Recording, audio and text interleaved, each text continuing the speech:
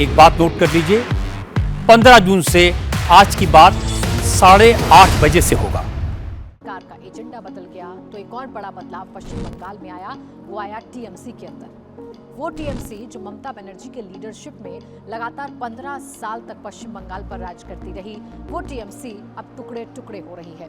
वो टीएमसी हर बढ़ते दिन के साथ अब बिखर रही है और ममता बनर्जी अपने सियासी करियर के सबसे बड़े संकट में फंस चुकी है।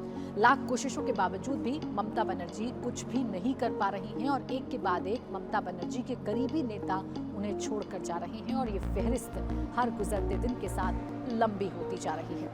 अभी तक के आंकड़ों की बात करें तो 64 विधायक बागी हो रहे हैं। ऐसा दावा ऋतव्रत बनर्जी की तरफ से किया गया है, जो नेता विपक्ष पश्चिम बंगाल की विधानसभा में बन चुके हैं। 19 जो सांसद हैं वो बागी हो चुके हैं, जिन्होंने बाकायदा सिग्नेचर कर दिए हैं कलेक्टर पर, और 3 राज्यसभा सांसद वो इस्तीफा दे चुके हैं अपनी सांसदी से।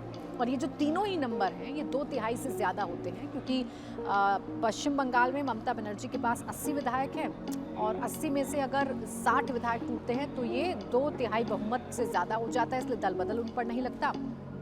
ऐसे ही अगर सांसदों की बात करेंगे तो 28 सांसद हैं ममता बनर्जी के पास। अगर 19 से 20 टूटते हैं तो दल बदल नहीं लगता, क्योंकि 19 का आंकड़ा होता है 2/3 का।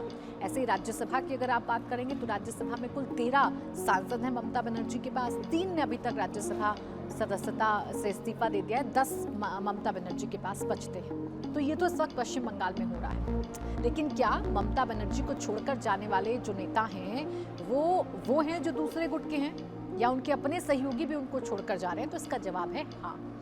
आज कल्याण बनर्जी मीडिया के सामने आए। वो कल्याण बनर्जी जो इस संकट की घड़ी में ममता बनर्जी के साथ मजबूती से खड़े हुए हैं, वो कल्याण बनर्जी जो ममता बनर्जी के साथ साई की तरह दिखते हैं, वो कल्याण बनर्जी आज मीडिया के सामने आए और नाराजगी जताने लगे। नाराजगी ममता बनर्जी से नहीं थी, नाराजगी अभिषेक बनर्जी से थी। जितने भी विधायक, जितने भी सांसदों ने पार्टी छोड़ी है या जितने भी नेता नाराज हुए हैं, उन्होंने नाराजगी के पीछे की वजह अभिषेक बनर्जी को बताया है। दरअसल ये नेता ये कहते हैं कि अभिषेक बनर्जी की लॉबी है, अभिषेक बनर्जी एरोगेंट हैं, अभिषेक बनर्जी किसी की सुनते नहीं हैं और अभिषेक बनर्जी सीनियर लीडर्स को नीचा दिखाते हैं, इसलिए अभिषेक बनर्जी के नेतृत्व में अब हम काम नहीं करेंगे। यही बात आज कल्याण बनर्जी ने भी कह दी। कल्याण बनर्जी ने तो सीधा सीधा कह दिया कि ममता बनर्जी को ये डिसाइड करना पड़ेगा कि अभिषेक बनर्जी का साथ उनको चाहिए या हम जैसे कर्मठ कार्यकर्ताओं का साथ चाहिए।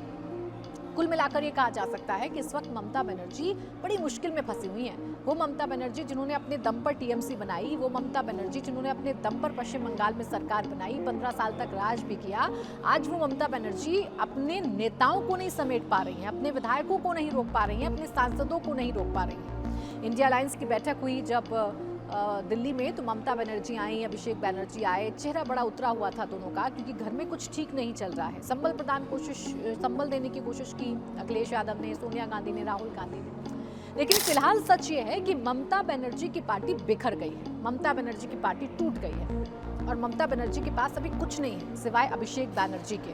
क्योंकि अगर कल्याण बनर्जी जैसे लॉयल कार्यकर्ता छोड़कर जाएंगे तो सवाल उठेंगे कि क्या अब ममता बनर्जी सिर्फ अभिषेक बनर्जी के साथ ही रहेंगे।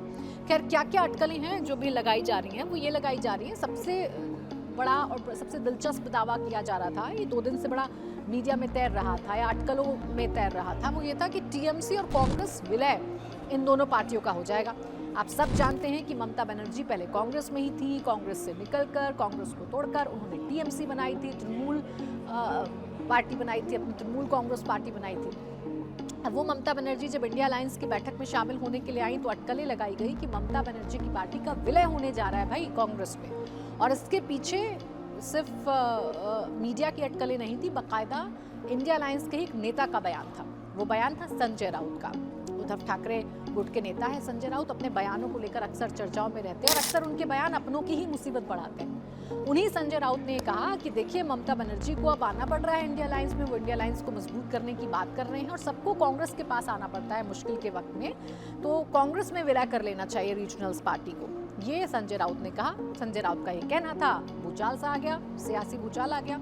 हालांकि ये कहकर संजय राउत के बयानों को खारिज कर दिया गया कि संजय राउत ने जो कहा ये उनका निजी मामला है या उनका निजी बयान है। खबरें तो यहाँ तक चलने लगी कि उपाध्यक्ष ममता बनर्जी को बना दिया जाएगा कांग्रेस में, और महासचिव पार्टी का बना दिया जाएगा अभिषेक बैनर्जी को। खैर, इन तमाम खबरों को टीएमसी खारिज कर चुकी है, क्योंकि इस वक्त टीएमसी के सामने अस्तित्व का संकट है, इस वक्त टीएमसी के सामने अपनी पार्टी को बचाने का संकट है।